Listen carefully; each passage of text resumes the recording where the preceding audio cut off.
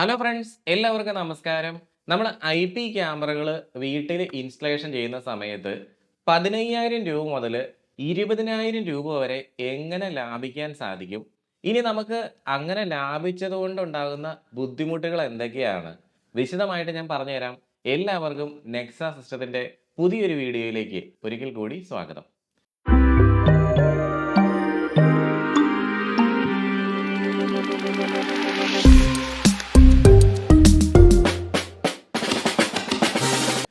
നിങ്ങൾ എൻ്റെ ഈ ഒരു ചാനൽ ഇപ്പോൾ ആദ്യമായിട്ടാണ് കാണുന്നുണ്ടെങ്കിൽ ഇപ്പോൾ തന്നെ ഒന്ന് സബ്സ്ക്രൈബ് ചെയ്ത് വെക്കുക. അതുപോലെ തന്നെ ബെൽ ബട്ടൺ എനേബിൾ ചെയ്ത് വെക്കുക. എങ്കിൽ മാത്രമാണ് ഞാൻ ഇടുന്ന പുതിയ വീഡിയോസ് അപ്പോൾ തന്നെ നിങ്ങൾക്ക് നോട്ടിഫിക്കേഷൻ ആയിട്ട് കിട്ടുകയുള്ളൂ.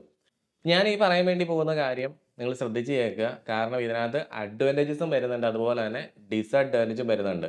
ഏറ്റവും പ്രധാനപ്പെട്ട കാര്യം എന്ന് പറഞ്ഞാൽ അഡ്വാൻറ്റേജ് ആണ് നമ്മൾ പറയാൻ വേണ്ടി പോകുന്നത്. അഡ്വാൻറ്റേജസ് എന്തൊക്കെയാണെന്ന് വെച്ച് കഴിഞ്ഞാൽ നമുക്ക് വളരെയധികം കോസ്റ്റ് കട്ട് ചെയ്യാൻ സാധിക്കും എന്നുള്ളതാണ്. അപ്പോൾ എങ്ങനെയാണ് കോസ്റ്റ് കട്ട് ചെയ്യുന്നത്?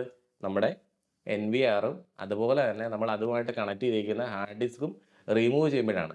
അപ്പം ഞാനിത് പറയുമ്പോഴത്തേക്കും ചിലപ്പോൾ ചിലർ വിചാരിച്ചേക്കും, അയ്യോ ഇത്രയും പ്രധാനപ്പെട്ട ഏറ്റവും ഇമ്പോർട്ടൻ്റ് ആയിട്ടുള്ള ഈ ഒരു സംഗതി ഇതിനകത്ത് മാറ്റി കഴിഞ്ഞ് കഴിഞ്ഞാൽ പിന്നെ ഇത് എന്ത് സിസ്റ്റമാണെന്ന്. IP ക്യാമറകൾക്ക് യഥാർത്ഥത്തിൽ നമുക്ക് NVR എന്ന് പറയുന്ന ഒരു സാധനം മാൻഡേറ്ററി അല്ല. അത് അത്ര നിർബന്ധമുള്ള ഒരു സംഗതിയല്ല. അതിനുള്ളിൽ കിടക്കുന്ന ഹാർഡ് ഡിസ്കും നമുക്ക് അത്രയും മാൻഡേറ്ററി അല്ല. എവിടെയാണ് നമുക്കത് ആവശ്യമല്ലാതെ വരുന്നതെന്ന് വെച്ച് കഴിഞ്ഞാൽ എന്തിനാണ് നമ്മൾ ഈ NVR യൂസ് ചെയ്യണം എന്നുള്ള കാര്യം നിങ്ങൾ ആദ്യം മനസ്സിലാക്കണം. അതായത് നമുക്ക് ടിവിയിലേക്കോ മോണിറ്ററിലേക്കോ നേരിട്ട് HDMI കേബിൾ കണക്ട് ചെയ്തുകൊണ്ട് കാണാൻ വേണ്ടിയിട്ടാണ് യഥാർത്ഥത്തിൽ ഈ NVR യൂസ് ചെയ്യുന്നത്. നമുക്ക് കൂടുതൽ ദിവസം വീഡിയോ സേവ് ചെയ്ത് വെക്കാൻ വേണ്ടിയിട്ടാണ് ഹാർഡ് ഡിസ്ക് യൂസ് ചെയ്യണത്. അപ്പോൾ നമുക്ക് ഇതിനുള്ള ആവശ്യമില്ല. നമുക്ക് ഒരുപാട് ദിവസത്തേക്ക് വീഡിയോ സേവ് ചെയ്യേണ്ട. അതുപോലെ തന്നെ നമ്മൾ ടിവിയിലോ മോണിറ്ററിലോ ഒന്നും ഇത് ആരും എപ്പോഴും നോക്കിക്കൊണ്ടിരിക്കുന്നില്ല എന്നുണ്ടെങ്കിൽ തീർച്ചയായിട്ടും നമുക്ക് എന്ത് ചെയ്യാം, ഇത് രണ്ടും റിമൂവ് ചെയ്യാൻ സാധിക്കുന്നതാണ്. ഇത് മാറ്റിയെന്ന് വെച്ചുകൊണ്ട് നമുക്ക് വീഡിയോ ഫോണിൽ കാണാതിരിക്കുകയോ അല്ലെങ്കിൽ കഴിഞ്ഞ ദിവസം നടന്നേക്കണ കാര്യങ്ങളൊന്നും എടുത്തു നോക്കാൻ പറ്റാതിരിക്കുകയോ ഒന്നും ചെയ്യില്ല. അതെല്ലാം അതുപോലെ തന്നെ നടക്കും. മൊബൈൽ നോട്ടിഫിക്കേഷൻ കാര്യങ്ങളെല്ലാം നമുക്ക് കിട്ടുകയും ചെയ്യും. അപ്പോൾ പിന്നെ നമുക്ക് പിന്നെ ഇതിൻ്റെ ആവശ്യം വരുന്നില്ലല്ലോ.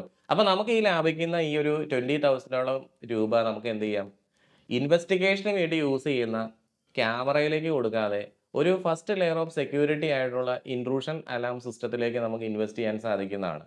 അപ്പോൾ നമ്മുടെ വീട്ടിലേക്ക് കള്ളൻ കയറാതിരിക്കാൻ വേണ്ടിയിട്ട് നമുക്ക് സാധിക്കും. അതായത് നമുക്ക് അവിടെ വെച്ച് തന്നെ പ്രിവെൻഷൻ എടുക്കാൻ സാധിക്കുന്നതാണ്.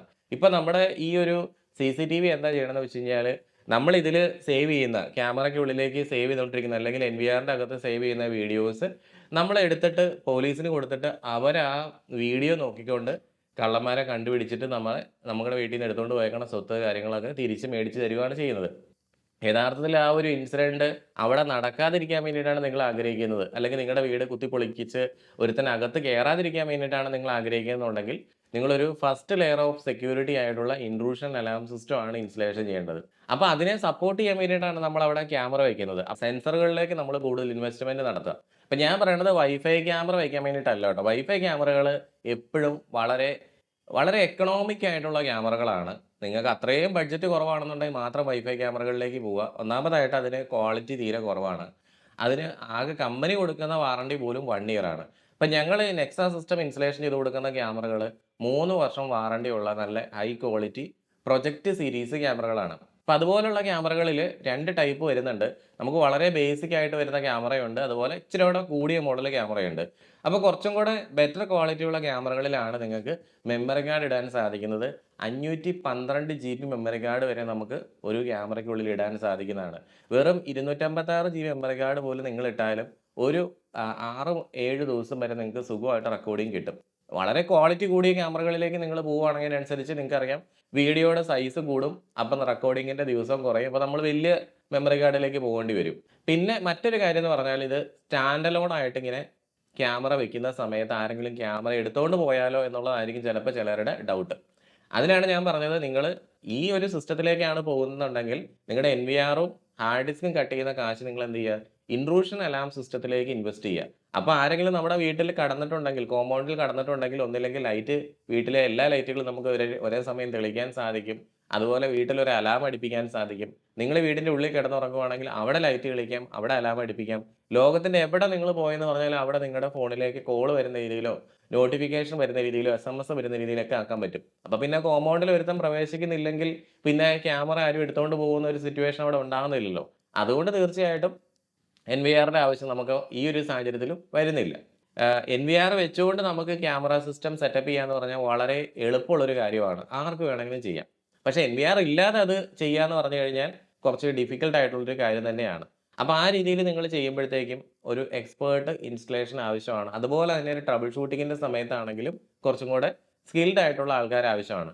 ഇപ്പോൾ ഈ രീതിയിൽ ചെയ്യാൻ വേണ്ടിയിട്ട് ഞാൻ റെക്കമെൻഡ് ചെയ്യുന്നത് വെച്ചാൽ ഒന്ന് നിങ്ങൾ നമ്മുടെ DHCP റിസർവേഷൻ എന്നുള്ള ആ ഒരു പരിപാടി ചെയ്യാൻ വേണ്ടി നോക്കുക. കാരണം ക്യാമറകൾക്ക് നമുക്ക് ഐപി അഡ്രസ്സ് DHCPയിൽ നിന്ന് കിട്ടുന്ന സമയത്ത് അത് മാറിപ്പോകാനുള്ള സാധ്യതകൾ വളരെ കൂടുതലായിരിക്കും. അതിപ്പോൾ നിങ്ങൾ ഈ ഒരു രീതിയിൽ ചെയ്തില്ലെങ്കിൽ പോലും അത് മാറിപ്പോകാനുള്ള സാധ്യതകൾ ഉണ്ടാവും. അങ്ങനെ വരുമ്പോഴാണ് ക്യാമറകൾ ഓഫ്‌ലൈൻ ഇഷ്യൂസ് കാണിക്കുന്നത്. അതായത് കുറച്ച് നാൾ കാണുന്നു, പിന്നെ കാണുന്നില്ല.